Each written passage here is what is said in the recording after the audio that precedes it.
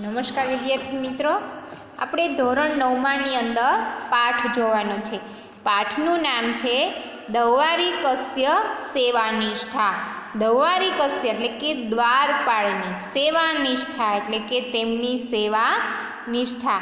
હવે અહીંયા પાઠની અંદર વાત કરી છે દ્વારપાળ છે એ પોતાની સેવા છે એ કેટલી કર્તવ્યથી પોતે કરતો હોય છે. પહેલાં તો દ્વારપાળ શબ્દ એટલે કે દરવાજે ઊભીને જે ચોકીદાર કરે છે એવો અર્થ થાય છે.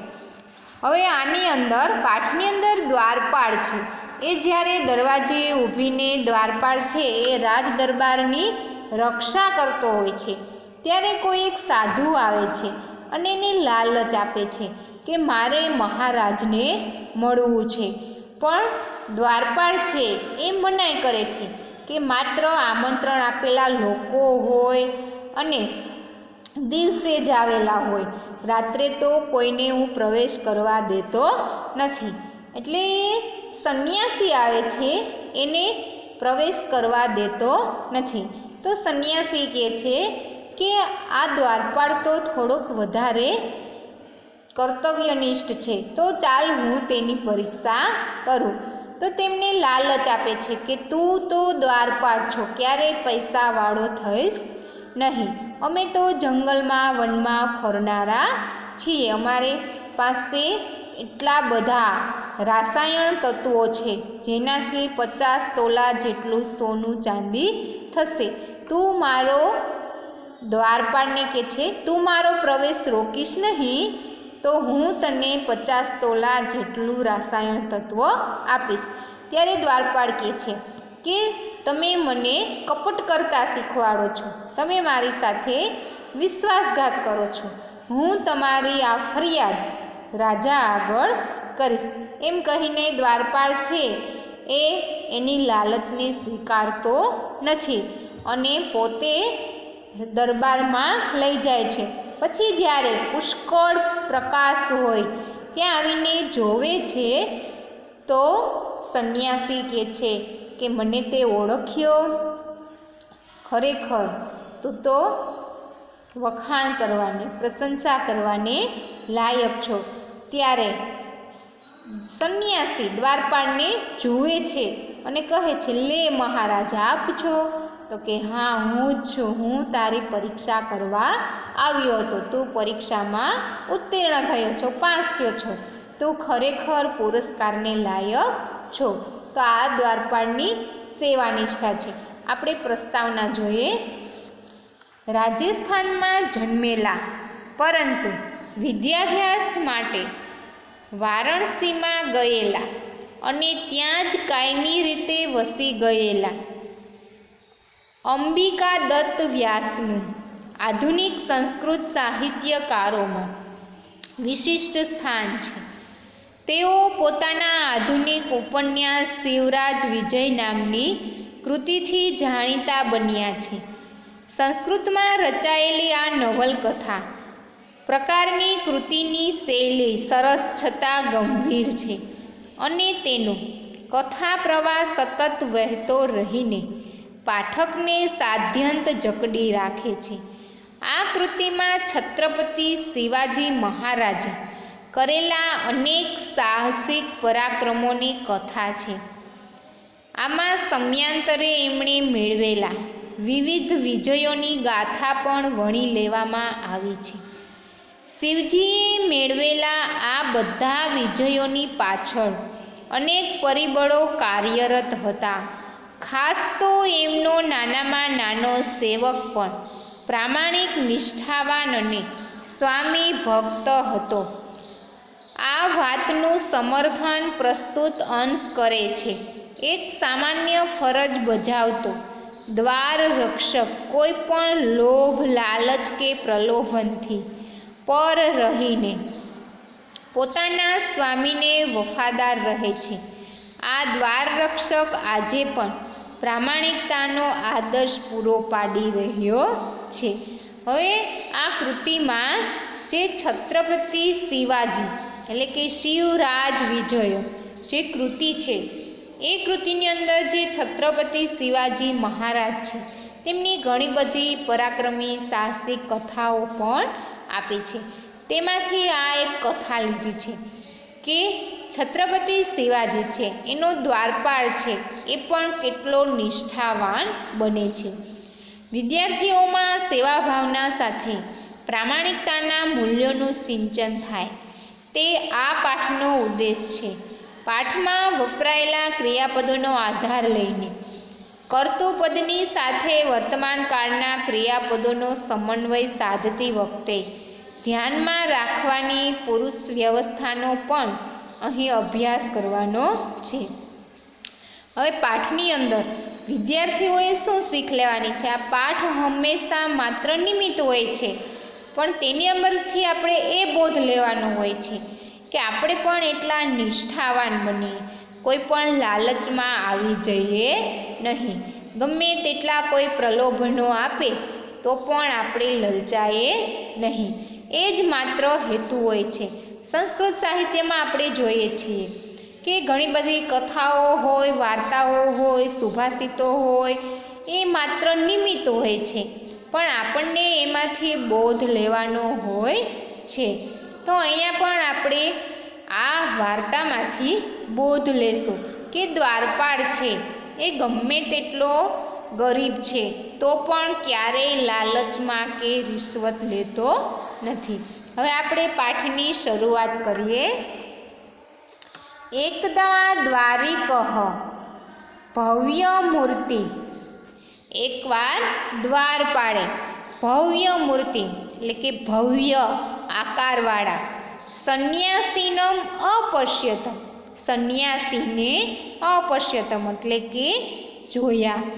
એકવાર દ્વારપાળે ભવ્ય આકૃતિવાળા ભવ્ય આકારવાળા સંન્યાસીને જોયા. તતઃ પછી તયો તે એવં વાર્તાલાપ અભવતમ તે બંને વચ્ચે આવો વાર્તાલાપ થાય છે. હવે સંન્યાસી અને દ્વારપાળ છે એ બંનેની વચ્ચે કેવો વાર્તાલાપ થાય છે એની વાત અહીંયા કરી છે. આપણે ચિત્રની અંદર જોઈએ છીએ દ્વારપાળ છે અને સંન્યાસી છે. દ્વારપાળ છે એ સંન્યાસીને અંદર પ્રવેશ કરતા અટકાવે છે. તો અહીંયા દ્વારપાળ છે અને જે સંન્યાસી છે એ બંને વચ્ચે જે વાર્તાલાપ થાય છે એને આપણે આગળ વધારીએ. સંન્યાસી કથમ અસ્માનમ સંન્યાસીનમ અપી તિરસ્કરોસી. તિરસ્કરોસી એટલે કે તિરસ્કાર કરે છે સંન્યાસીનો એટલે કે સંન્યાસીનો. કથમ એટલે કેમ. કેમ અસ્માનમ અમારા સંન્યાસીઓનો પણ તિરસ્કરોસી તિરસ્કાર કરે છે દ્વારપાળ. ભગવાન પ્રણમામી ભગવાન પ્રણામ કરું છું, પરંતુ સ્વકીયમ પરિચયમ અદત્વા. સ્વકીયમ એટલે કે પોતાનો, પરિચયમ એટલે કે પરિચય, અદત્વા આપ્યા વગર, ન કિશ્ચિતમ પ્રવેષ્ટું મહર્તિ કોઈ પણને પ્રવેશ કરવા દેતો નથી. ભગવાન પ્રણમામી ભગવાન પ્રણામ કરું છું, પરંતુ સ્વકીયમ પરિચયમ અદત્વા પરંતુ પોતાનો પરિચય આપતા નથી. કિશ્ચિતમ પ્રવેષ્ટું મહર્તિ કોઈ પણને પ્રવેશ કરવા દેતો નથી. સંન્યાસી સત્યમ સાચું કહો છો. ક્ષાંત અયમ તે અપરાધ. ક્ષાંત એટલે કે ક્ષમા કરું છું. અયમ તે અપરાધ આ તારા અપરાધને ક્ષમા કરું છું. કિંતુ પરંતુ અધ્યમ પ્રભુતિ અધ્ય એટલે કે આજથી, પ્રભુતિ માંડીને એટલે કે આજથી લઈને, ત્વમ સંન્યાસીનો તું સંન્યાસીની, પંડિતાને પંડિતોની, બ્રહ્મચારીણ બ્રહ્મચારીઓની, સ્ત્રીય સ્ત્રીઓની, બાલાહ બાળકોની, ચ ન અવરોધમ ક્ષણોસી એટલે કે અવરોધ એટલે કે અટકાવીશ નહીં, પ્રવેશ અટકાવીશ નહીં. કોનો કોનો? તો કે સંન્યાસીઓનો, પંડિતોનો, બ્રહ્મચારીઓનો, સ્ત્રીઓનો અને બાળકોનો પ્રવેશ અટકાવીશ નહીં. દૌવારી કહો. સંન્યાસી મન બહુ ઉત્તમ. સંન્યાસી બહુ એટલે કે વધારે, ઉત્તમ એટલે કે બોલ્યા. વિરમ વયમ દૌવારી કહો. વયમ વિરમ એટલે કે થોભો, રૂકી જાઓ. વયમ દ્વારી કહો. વયમ એટલે અમે. દૌવારી કહ દ્વાર પાડો. બ્રહ્મણ અપી આજ્ઞા ન પ્રતીક્ષામહે એટલે કે સંન્યાસી બહુ બોલ્યા, થોભો અમે દ્વાર પાડો, બ્રહ્માની આજ્ઞાની પણ અપેક્ષા કરતા નથી, રાહ જોતા નથી. આટલું ભાષાંતર જોઈ લઈએ. એકવાર દ્વારપાળે ભવ્ય આકારવાળા સંન્યાસીને જોયા. પછી તે બંને વચ્ચે વાતચીત આ પ્રમાણે થાય છે. સંન્યાસી: કેમ અમારા સંન્યાસીઓનો તિરસ્કાર કરે છે? દ્વારપાળ: ભગવાન, પ્રણામ કરું છું, પરંતુ પોતાનો પરિચય આપતા નથી, તેનો પ્રવેશ શક્ય નથી. સંન્યાસી: સાચું, આ તારો અપરાધ ક્ષમા કરું છું, પરંતુ આજથી માંડીને તું સંન્યાસીનો, પંડિતોનો, બ્રહ્મચારીઓ અને સ્ત્રી બાળકોનો પ્રવેશ અટકાવીશ નહીં. દ્વારપાળ: સંન્યાસી બહુ બોલ્યા, થોભો અમે દ્વાર પાડો, બ્રહ્માની આજ્ઞાની પણ પ્રતીક્ષા કરતા નથી. સંન્યાસી: સાધુ એટલે કે સારું, શાબાશ. માર્ગમ આદેશય રસ્તો બતાવો. મહારાજ નિકટે મહારાજની પાસે. ગંતુમ ઈચ્છામી. ઈચ્છામી એટલે કે ઈચ્છા છે, ગંતુમ એટલે કે જવાની. મહારાજ પાસે જવાની ઈચ્છા છે. દૌવારી કહો એટલે દ્વારપાળ: ન શક્યમ એ શક્ય નથી. પ્રભાતે મહારાજસ્ય સંધ્યો ઉપાસન કાલે. સવારના સમયે અને સંધ્યા ઉપાસના સમયે મહારાજ પાસે પ્રવેશમ કરતું મહર્ષિ પ્રવેશ શક્ય છે. હવે મહારાજને મળવું હોય તો એક સવારના સમયે અને એક સંધ્યાના સમયે જ પ્રવેશ શક્ય છે. ન તું રાત્રો, રાત્રે તો નહીં જ, એટલે કે રાત્રે જરાય પ્રવેશ શક્ય નથી. અહીંયા સંન્યાસ અને દ્વારપાળ વચ્ચે વાતચીત થાય છે કે પ્રવેશ કરાવવા અટકાવે છે, તો પ્રવેશ ક્યારેય ત્યારે અટકાવવો જોઈએ નહીં. પછી દ્વારપાળ છે એ કહે છે કે અમે દ્વારપાળો તો બ્રહ્માની પણ આજ્ઞાની પ્રતીક્ષા કરતા નથી. સંન્યાસી હવે વાત ઉપર આવે છે કે સારું, હવે મને તું રસ્તો બતાવ, મારે મહારાજ પાસે જવું છે. દ્વારપાળ: ન શક્ય એ શક્ય નથી. શું કામ? તો કે પ્રભાતે, પ્રભાતે એટલે કે સવારે, મહારાજ હશે એટલે મહારાજ છે તે સવારે, સંધ્યા ઉપાસના કાલે સંધ્યાના સમયે, પ્રવેશમ કરતું મહર્ષિ એટલે કે પ્રવેશ શક્ય છે. ન તું રાત્રો, રાત્રે તો નહીં જ. સંન્યાસી: કિમ કોપી રાત્રો ન પ્રવિશતિ. કેમ કોઈ પણનો, કોપી એટલે કે કોઈ પણનો, રાત્રો એટલે કે રાત્રે, ન પ્રવિશતિ એટલે કે પ્રવેશ શક્ય નથી. સંન્યાસી પૂછે છે કેમ રાત્રે પ્રવેશ શક્ય નથી? દૌવારી કહો. દ્વારપાળ: આહુતાનમ પરિચિતાનમ. આહુતાનમ એટલે કે આમંત્રણ આપેલા હોય, પરિચિતાનમ એટલે કે ઓળખીતા હોય, ચ પરિતજ્ય ન કોપી.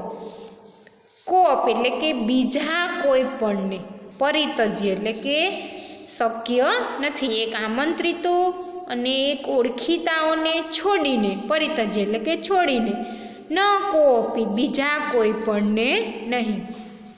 વિશેષસ્તુ, વિશેષ તો, ભવાદૃશાહ આપના જેવા, એ ખલું જે ખરેખર, તુંબી ધારકાહ એટલે કે તુંબડી ધારણ કરેલા, એટલે કે જે કોઈ બાવા સાધુ હોય એ હાથમાં તુંબડી લઈને માગવા આવતા હોય એ ખાસ કરીને તો તુંબડી ધારકો. દ્વારતમ દ્વારમ ભ્રમતી, દ્વારતમ એટલે કે દરવાજે દરવાજે, ભ્રમતે એટલે કે ભટકનારાઓ હોય છે. આપણે જેમ માગવા આવતા હોય એક ઘરેથી બીજા ઘરે જાય તેવી રીતના જે તુંબડી ધારકો હોય એ એક દ્વારેથી બીજા દ્વારે જનારા હોય એને તો પ્રવેશ શક્ય જ નથી. આહુતાનામ પરિચિતાનમ ચ પરિતજ્ય ન કોપી, આમંત્રિત પરિચિતોને છોડીને બીજા કોઈ પણને નહીં. વિશેષતુ ભવાદૃશા એ ખલુ તુંબકી ધારકાહા દ્વારતમ દ્વારમ ભ્રમંતી. જો ભ્રમંતી શબ્દ છે એ ક્રિયાપદ છે. અહીંયા ઘણા બધા એવા શબ્દો આવી ગયા છે. તમારે ક્રિયાપદના રૂપો છે મી વહ મહ સી થહ થ તી તહ અંતિ. તો અહીંયા આપણે ઘણા બધા જોયા છે. ગચ્છામી, અહર્ષિ, પ્રવિશતિ અને ભ્રમંતી. તો એ રૂપ પણ તમારે સાથે ઓળખવાના છે. ભ્રમંતી, તી તહ અંતિ, વર્તમાનકાળ પરસ્મય પદ, ત્રીજો પુરુષ બહુવચન.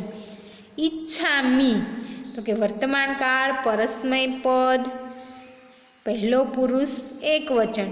એવી રીતના રૂપ પણ તમારે યાદ રાખતા જવાના છે. આમંત્રિતો અને પરિચિતોને છોડીને બીજા કોઈ પણને નહીં. વિશેષ તો આપ જેવા જે ખરેખર તુંબડી ધારણ કરેલા છે અને દરવાજે દરવાજે ભટકનારા છે. સંન્યાસી સ્વગતમ મનમાં, સર્વથા સુયોગ્ય અયમ દૌવારિક, સર્વથા એટલે કે બધી જ રીતે, સુયોગ્ય સારો, યોગ્ય, અયમ દૌવારિક આ દ્વારપાળ છે. બધી જ રીતે યોગ્ય આ દ્વારપાળ છે. પુનઃ ઇમમ પરીક્ષિતુ પ્રતિશે, પુનઃ એટલે કે ફરીથી, ઇમમ પરીક્ષિતુ હું તેની પરીક્ષા, પ્રયતિષ્યે કરીશ ફરીથી હું તેની પરીક્ષા કરીશ. પ્રકાશમ એટલે મોટેથી. હવે કાઉન્સમાં જે હોય એ શું હોય? મનમાં વિચારતા હોય, ક્રિયા હોય. તો અહીંયા સ્વગતમ એટલે કે મનમાં વિચારતા હતા કે આ દ્વારપાળ છે એ બધી રીતે યોગ્ય છે, તો હું ફરીથી તેમની પરીક્ષા કરું છું. હવે મોટેથી બોલે છે. દૌવારિક અત્ર આગચ્છ, દ્વારપાળ અત્ર આગચ્છ અહીં આવો. કિમપી કથયિતુમ ઇચ્છામિ, હું તને કંઈક કહેવા ઈચ્છું છું. કિમપી એટલે કે કંઈક, કથયતુ કહેવા, ઈચ્છામિ ઈચ્છું છું. ઈચ્છામી પાછું રૂપ આવેલું છે. ફરીથી ભાષાંતર જોઈએ. એકવાર દ્વારપાળે ભવ્ય આકારવાળા સંન્યાસીને જોયા. પછી તે બંને વચ્ચે વાતચીત થાય છે. સંન્યાસી: અમે સંન્યાસીઓને તિરસ્કારે છે. દ્વારપાળ: ભગવાન પ્રણામ કરું છું, પરંતુ પોતાનો પરિચય આપ્યા વગર કોઈનો પ્રવેશ શક્ય નથી. સંન્યાસી: સાચું કીધું, હું તારા આ અપરાધને ક્ષમા કરું છું, પરંતુ આજથી માંડીને તું સંન્યાસી, પંડિત, બ્રહ્મચારી, સ્ત્રી અને બાળકોનો પ્રવેશ અટકાવીશ નહીં. દ્વારપાળ: સંન્યાસી બહુ બોલ્યા થોભો. અમે દ્વારપાળો બ્રહ્માની આજ્ઞાની પણ પ્રતીક્ષા કરતા નથી. સંન્યાસી: સારું, રસ્તો બતાવ, મહારાજ પાસે જવું છે. દ્વારપાળ: એ શક્ય નથી. સવારના સમયે અને સંધ્યાના સમયે જ મહારાજનો પ્રવેશ શક્ય છે, રાત્રે તો નહીં જ. સંન્યાસી: કેમ રાત્રે પ્રવેશ શક્ય નથી? દ્વારપાળ: આમંત્રિતો અને પરિચિતોને છોડીને કોઈ પણને નહીં, વિશેષ તો આપ જેવા તુંબડી ધારણ કરેલા દ્વારે દ્વારે ભટકનારાને. સંન્યાસી મનમાં: બધી રીતે યોગ્ય છે આ દ્વારપાળ. ફરીથી હું તેની પરીક્ષા કરું છું મોટેથી. દ્વારપાળ, અહીં આવતો, મારે તને કંઈક કહેવાની ઈચ્છા છે. હવે જે કહેવાનું છે, લાલચ આપવાની છે, એ આપણે નેક્સ્ટ વિડીયોમાં જોશું. આપણે આ પાઠ છે અહીંયા સુધી રાખીએ છીએ. તમારે આટલું ભાષાંતર તૈયાર કરવાનું છે.